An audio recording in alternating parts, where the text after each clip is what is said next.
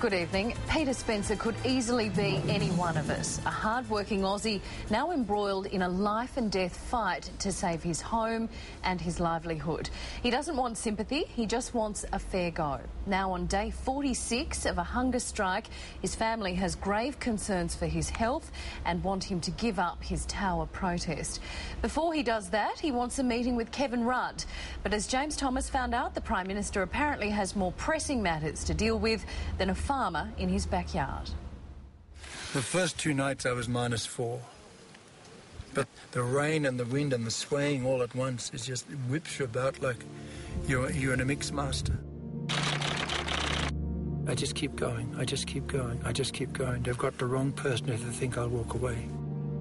As a part of Australia's commitment to protect native vegetation and to reduce carbon emissions under the Kyoto Protocol, Peter and thousands of farmers like him across the country have been subjected to a government-imposed ban on land clearing. The saved trees are natural carbon sinks worth an estimated $10.8 billion to the government in reduced carbon emissions, should Kevin Rudd's emissions trading scheme go ahead. But here's the rub. The farmers, who can no longer develop this land, have received no compensation. They're welcome to take my land, but the Constitution says they have to pay. Not only for him, for us as well. He's fighting for all Australian farmers. Peter's hunger strike has galvanised the farming community. On Monday, hundreds of supporters gathered at Parliament House and at Peter's property in the Southern Highlands to force the government to meet Peter's demands that farmers be justly compensated for what they describe as the insidious, deceitful theft of their land. Why should they take without paying? Like bloody hell. It's not just farmers, it's people that own things. Property rights, freehold. That's what it means. The only response from the Prime Minister's office is he has said the government does not take any notice of people taking passive protests, as in hunger strikes, or threatening the government.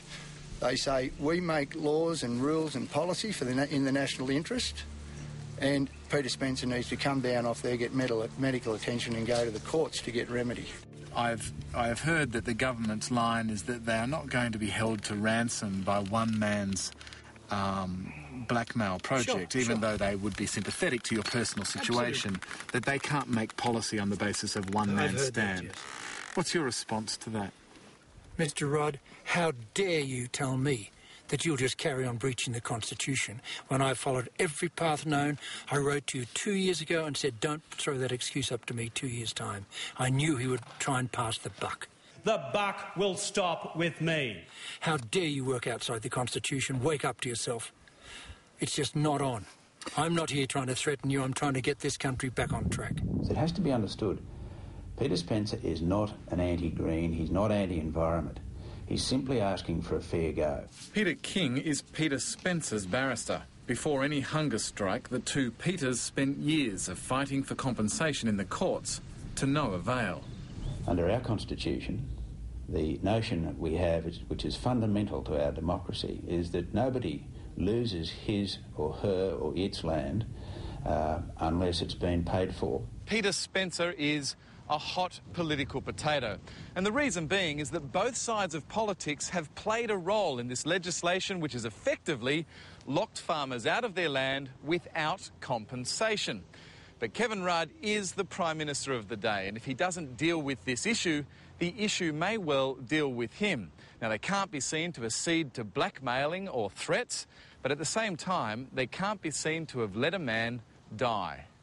What have you seen from the Prime Minister's office? Oh, only the aeroplane that he's in. I haven't seen much of him at all. He's written a children's book. Ignoring a man on a hunger strike is politically very dangerous for Rudd, especially when, at the same time, he is seen writing kids' books, commentating the cricket. Prime Minister, I know you've got a busy schedule. You've been all over the place. Pleasure to have you in here again, and thank you for making the time. Thank you, Slats. Thank you, Warnie, for putting up with me again and my non-expert commentary. I really appreciate it. And then lunching with the cricketers. I loved your race. Hello, how are you? But meeting the farmers and accepting their demands carry their own set of political pitfalls. Australia is facing penalties in excess of $100 billion to the UNFCCC. The UNFCCC is the United Nations Framework Convention on Climate Change. Now, if Kevin Rudd were to allow Peter and other farmers to recommence land clearing now, they would likely not meet their carbon reduction targets and therefore face massive fines.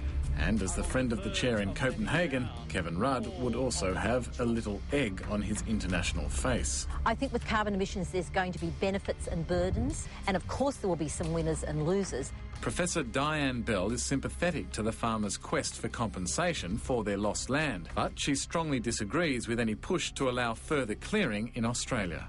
But at some point in Australia we have to say our practices have been unsustainable. The land is salting up. We have tried to force agricultural practices in some areas which are just unsustainable, and that's going to be a very brave government that bites the bullet and makes those decisions. The Labor government aren't the only ones feeling heat over this hunger strike. So, you representing farmers? No, we're not filming that, mate. I'll see you outside. OK. Oh, yeah, your mate's the media, eh? Get off it, you're trespassing. The moment we arrived at Peter Spencer's property, Liberal MP Bill Heffernan was leaving, and he had little choice. Come on, up. You've been asked to leave the property, mate. No. The owner has ordered you off. Go. That's right, no. You've been told. For these farmers, Bill Heffernan represents the former Howard government and its role in implementing the legislation which they say has locked them from their land. He was sitting on a ledge in Sydney, mate. He'd have been down ages ago. They went to Kyoto to do a deal, unbeknown to the farmers, to lock up millions of hectares of land to meet the Kyoto commitment because they knew that the energy sector's emissions were going to grow. The farmers are furious because other carbon polluters, such as the energy sector, have been massively compensated during a time that their carbon emissions have risen. At the same time, agricultural emissions have reduced, but farmers say they haven't received a cent, and they believe this is the thin edge of the wedge. And yet they brought out this bullshit legislation to try and deprive landowners of their rights. Vegetation's only one. It was water, and it's going to be residential opportunity. It's going to be minerals. Irrigation licences. Irrigation licences. The bullshit never ends. Why aren't the people rising up and saying, we are the people, and these politicians and public servants are our servants? We're not peasants. This is not an aristocracy. How come they're more interested in their football and their beer?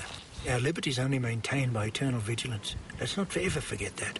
Peter has lost 40 kilograms and the indignities of a hunger strike are many. He must urinate out a tube and deal with severe constipation. It's a hard job to keep clean and I stink. Oh, well. I want a good wash, I want a good shit and I want a good feed. For Peter, jokes serve as a distraction to the real chance that his eternal vigilance could come at a very high price. So you're not afraid of dying? Not really. I believe there's a lot more to life than this.